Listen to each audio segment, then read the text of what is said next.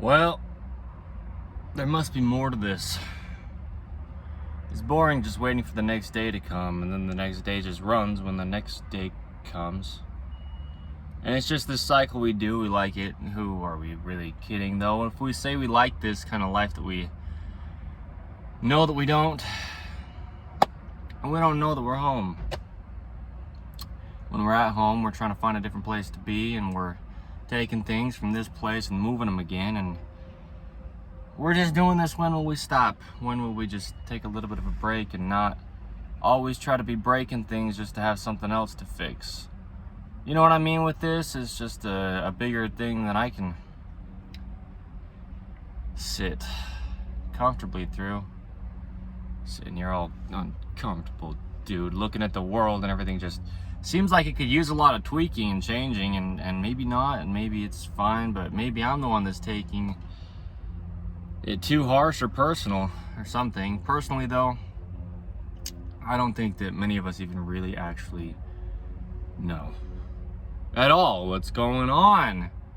As we look around at life, we look at the lawn and we're more concerned with the weeds in it than the things that are growing to make the greenery get nice and luscious. A lot of people in life don't even get the opportunity to walk on grass the way we do, where we do. And I think the things that we do are often just trying to find the problems that are in life so we can try our best to solve them. But what if they weren't there in the first place? Where are you putting your attention, and the importance of what you're looking at? What are you really choosing to look at? It's all about where you want to place those eyes you've been given. Eyes to see some things that you don't want to be. Well, why don't you close them then and start to begin to try to see something more beautiful, because it's there, as long as you can take what we call the awareness and just shift it a bit to see some things that are beautiful, that have been placed there for me and you and him and her and all the people who were placed on this earth to look at. Call it reading between the lines. What do you see there? You see the space in between two lines, some solid things, and in between you got a space to make some things be just what they are. But only till they get there. And who's the one placing them? Because I don't care if I'm placing in the race that I'm racing. I don't even want to be in first place. If I get last, that's fine. I'll get passed again and again and again, and back to back I'll get lapped, and I don't even care. Beware of those though that don't like to lose, because they'll leave you in the past. Get on to the next bigger and better thing, and they won't let you leave though. So it seems. Seems like you're stuck in a place you never were actually at in the first one. Sometimes we feel like that, right? I was never actually a part of it, but I can't seem to let it go. Well, it's a cold world.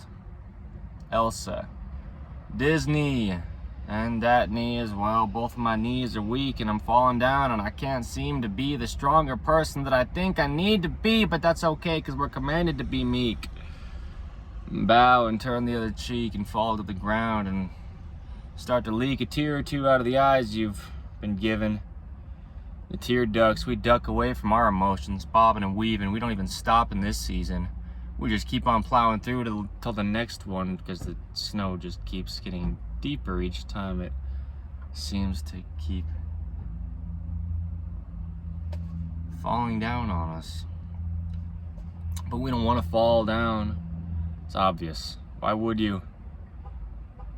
Why would anybody want to fall down to the ground when you could be on top of things? There's two options, see? And why would you choose the bottom one if that just leads to being the weaker human being out of the two of you? Who's going to be the one that's going to win the fight? I don't want to win the fight. I don't want to win unless I'm winning by losing. You're assuming that I'm just the weaker person, but actually I'm searching to try to find deeper meaning in things. And I learn the more lessons, the more that I'm on my knees. All right, I'll give an introduction or something similar to that at least, and let you know what these things are as I'm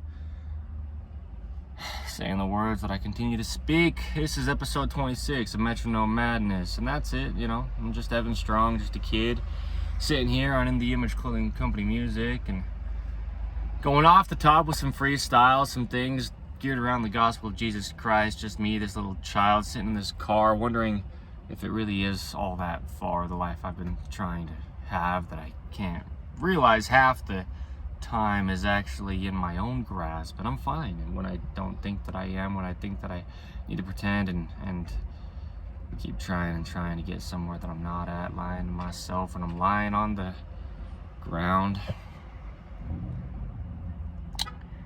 feeling like I've got no health to me, like I'm a human being who can't do a thing with the kind of life I've been given, and I'm wishing for something better again. Oh my heavens. Can I just sound like I'm whining or crying to try to get these things across to human beings who just keep stopping at everything to try to see why it's not better? Why don't you feel better? Why don't you have bigger muscles? Why aren't you taller? Why aren't you smarter or funnier? Why aren't you not you and maybe something else that you could dream up in your mind? These are questions that just leave us crippled. We do it to ourselves. We think that we need help, but we're not willing to be the ones to help. Talk about it like 911. Someone's on the run to something, though. That's what I like, bro. Stop running away from things and try to see if there's some good things in life that we can try to get ourselves closer to. And you know it, dude. You know there is. Who are you trying to kid? Who are you gonna call? Busting a ghost or two. I'll be